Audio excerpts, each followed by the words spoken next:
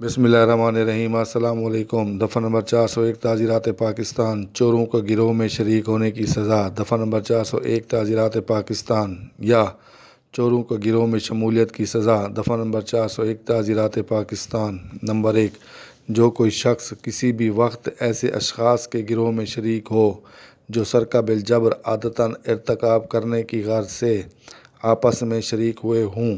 Number 2، ایسے گروہ میں شریک ہو جو ٹھگوں پر مشتمل ہو۔ نمبر 3، اس کو 7 سال قید کی سزا ہوگی۔ نمبر 4، جرمانے کا مستوجب ہوگا۔